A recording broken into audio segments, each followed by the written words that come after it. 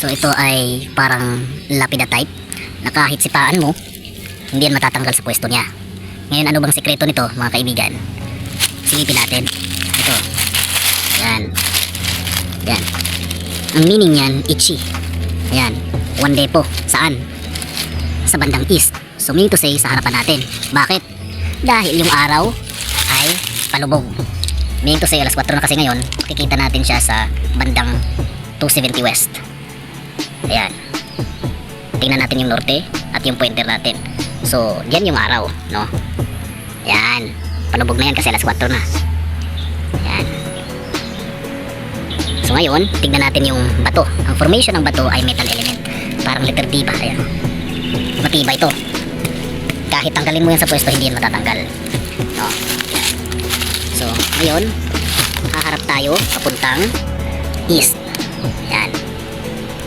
Okay, norte pa rin yung tignan natin dahil yung pointer natin ayan.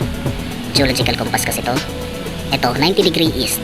So, sa harapan, kapag saan ang shadow ang gagamitin natin, ayan yung shadow natin, oh. Ayan, shadow natin yan, no? Or shadow ko yan. So, yung shadow ko, dahil palubog na yung araw, papuntang east, no? 90 degree east.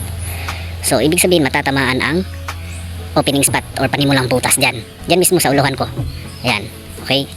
So, na-remap ko na to. Ang sa akin lang ay ipapakita ko sa inyo.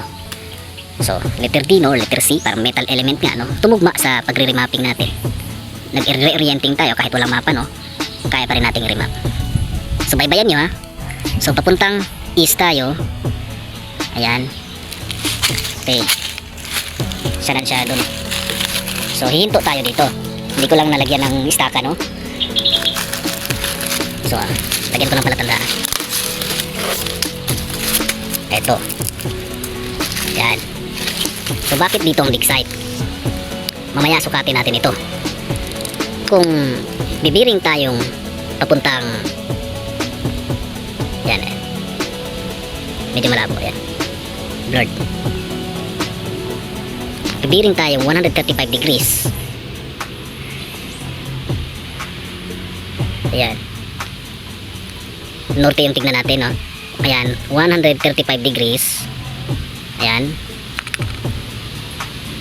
Ayan, 135 degrees. 130. So, 135, no? Yung pointer natin. Straighten natin. Ayan. So, ano yung matatamaan dyan? Dahan-dahan, no? Para maintindihan talaga ng ating mga masugid na taga-subaybay ng mga TH natin. Para meron kayong idea kung paano mag-trace. So, merong dalawang bato na parang lapida marker din.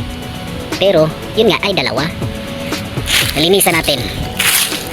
Yan. Yan. Yan. Anong formation niya? Yun yung tinatawag na daanan or passageway. Ayan. Haharap tayo sa dig site. Yung nilagyan natin ng istaka. Ayun o. Yan. Yung may tusok dyan. Ayan. Ayan mismo. Ayan. Kaya babalik tayo sa pagkompas dyan papunta, no? Naka-orient yan ng 315 degrees. Tignan pa rin natin yung norte, no? Kasi geological compass nga to. Ayan. Medyo magnetic siya, no? Ayan. Ayan. Okay. So, 310 to 315. Yan ang back azimuth ng southeast na code 4 or 135 degrees. So, i-master lang yung 8 grams, no? Pero take note, hindi lahat ay 8 grams ang ginamit, no? Yung iba ay double compass. Depende sa estilo ng pagbaon ng mga Hapon na mga kayamanan nila. So, ayan yung suspetsa natin, no? Kasi tumugma lahat. So, ipapakita pa natin yung ibang marker dyan. So, ito ay passageway.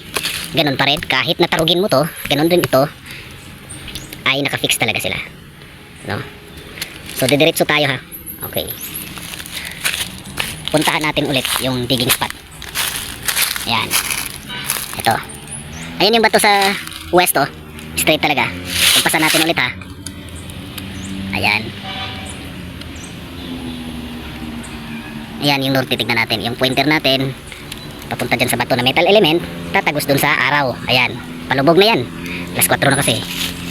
So, ngayon, dito tayo sa opening spot. Ito. Ito ang hukayin, mga ka-TH. No? Kahit wala kayong detector, no? No? Kaya nyo pa rin na mag-remap. Ito ang hukayin. 5x5 sapat na. No? So, ngayon, anong matatamaan sa norte? Kumpas tayo na norte ha. Ay, anong matatamaan sa norte or code 1? Ayan. Ito norte. Ayan oh. Lapitan natin. Okay, bato pala. Bato. Bato na parang hugis gold bar. Akala natin maliit lang no. Parang post marker yan. Pero kahit na sipaan mo pa rin yan, hindi yan matatanggal sa pwesto niya. Parang simento no. Wala siyang ukit no. Ito ay lock or load lock position. Papuntang south. So nasa south ang item. Ayan o. Nandyan. Ayan. So ngayon, ito nagsilbing lock. Meaning to sa hindi ka nalalagpas doon. Kung merong depo doon, ibang usapan na rin yun. Dito lang muna tayo focus. Ito ay parang lapida pa rin.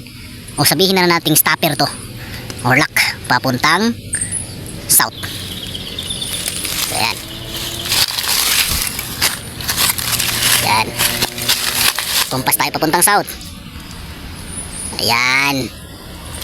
Matatamaan pa rin yung nilagyan natin ng staka. So ito na portion, no? Medyo lihis konti gamay. Hindi na nato ibutang. Okay. Yan. So ngayon, kompleto na no. Papunta tayong southeast. Code 4, merong passageway, no? Dito ang opening spot. Galing na naman sa opening spot. Punta tayong west. Merong matatamaang bato na lapida marker, no? Ayan. Tapos lupugan ng araw, mean to say west, no? Bundok din dyan sa ibaba, no? Tapos highway na doon sa ibaba, may kalsada.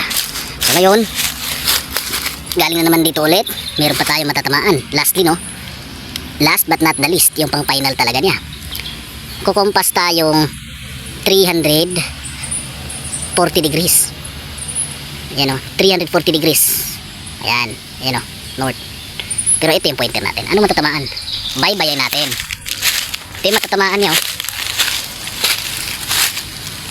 Ayan.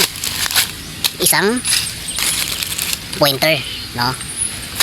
Pointer, no? Ayan. Kahit natarugin mo pa rin yan, hindi yan matatanggal sa pwesto niya. Linisan natin. Parang balyena. Parang kapay ng balyena. Parang silik sa balyena ba? Pero pointer po ito. So take note no, hindi lahat ng pointer ay nagtuturo ng tama. Yung iba pang ligaw lang, no? Kahit umaayon pa yan sa tinatawag na 8 grams. Kaya hanapin mo yung ibang countersign, yung mga references, no? Yung pinaka benchmarker, base point, no? So ito, parang balyena pero malaking bato ito, I think, no? Pero naka-half barred lang, no? Kahit tarugin mo yan, hindi yan matatarog. Tapos ito pointer, no? Ito pointer, oh, ayan. Patalinis, oh. Ayan, oh, paaro talaga siya. Ayan. Ayan. Tadang! Papunta doon sa tinusukan natin ng istaka, yun, oh. Yan. Yan. Yan. So, okay. So, kompleto na, no? Siguro mayroon pang ibang countersign ito, pero masukal, no? Hindi natin mapansin yung iba kasi nga, ayan, oh, madamo. No, marami pang mga bato dito. Doon pa nga, oh, may pointer.